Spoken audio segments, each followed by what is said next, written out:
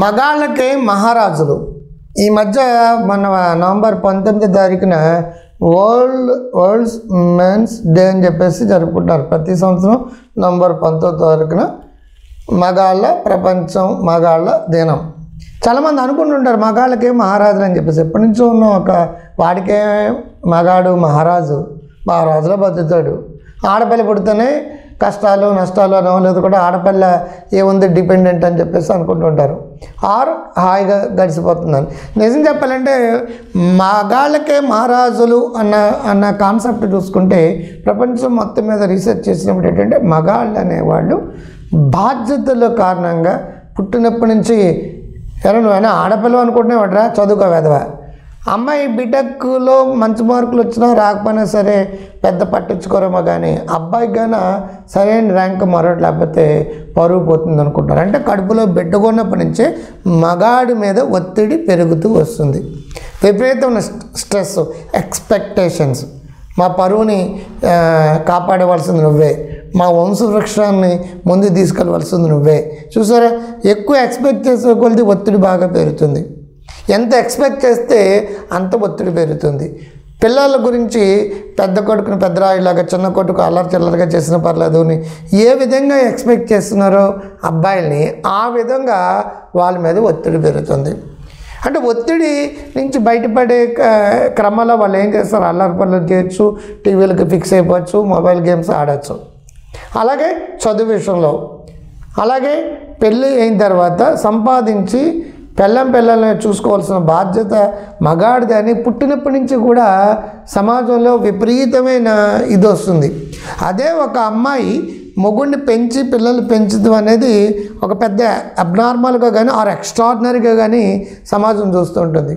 వాళ్ళ మగాడు వాళ్ళ ఆయన ఏం పని చేయడట, పని పాట లేకుండా మొగుడు సంపాదన మీద తింటాడట. అది కూడా మగాడికి ఒత్తిడే. అదే మగాడు సంపాదిస్తున్నప్పుడు, పిల్లలు చదువుకుంటున్నప్పుడు, భార్య ఇంట్లో హౌస్ వైపుగా ఉన్నప్పుడు అక్కడెక్కడ కూడా స్త్రీని ఏమీ కూడా నెగిటివ్గా చూడడం కానీ మరొకటి కానీ ఉండదు. కానీ మగాడు కానీ ఇంట్లో ఉన్నప్పుడు, ఆడది కానీ ఇంటి బయట పనులు అది చేస్తున్నప్పుడు, పిల్లల్ని పోషిస్తున్నప్పుడు మగాడి మీద విపరీతమైన చులకన భావం, ఒత్తిడి ఉంటుంది. సో మగాడికి నా పిల్లల్ని చూసుకోవాలి, అమ్మా నాన్నలు చూసుకోవాలి, కుటుంబాన్ని చూసుకోవాలి, ఆర్థిక భారాన్ని మోయాలి, బైక్ కొనాలి, కారు కొనాలి, ఇల్లు కొనాలి. ఇవన్నీ ఎవరి బాధ్యతలు అంటే మగాడిదే. కంపల్సరీగా చదవాలి, కంపల్సరీగా ఉద్యోగం చేయాలి. ఉద్యోగం పురుషుడి లక్షణం అనే పదంతో ఆ వ్యక్తిని ఇంకా ఒత్తిడికి గురి చేస్తుంది సొసైటీ. ఇలా రకరకాల ఒత్తిళ్ళతో ఏమవుతుందంటే కార్టిజోల్స్ ఎక్కువ రిలీజ్ అవుతుంటాయి.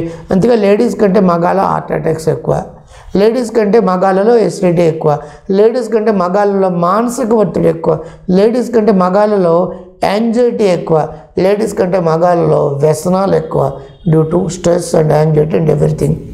కంపారిజన్ ఎక్కువ. కాబట్టి మగాళ్ళకే మహారాజులు అనడానికి ఛాన్స్ లేదు. మగాళ్ళ మీద సమాజం అంతా ఒత్తిడి పెంచి చూస్తుంది. సంపాదించకపోతే నువ్వు వేస్ట్ అన్నట్టు చూస్తుంది.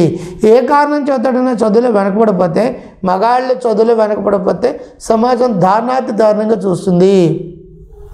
హౌస్ వైఫ్ లాగా ఉండడానికి స్త్రీకు ఉన్న అవకాశాలు ఉన్నాయేమో, కానీ హస్బెండ్ లాగా ఉండడానికి మగాడికి అవకాశం లేదు అనే కాన్సెప్టు కడుపులో బిడ్డగా ఉన్నప్పటి నుంచే సొసైటీ క్రియేట్ చేస్తుంది. ఇన్ని ఒత్తిళ్ళ మధ్య బట్టదాల లేడీస్కి రాదు, ఓన్లీ జెంట్స్కి వస్తుంది.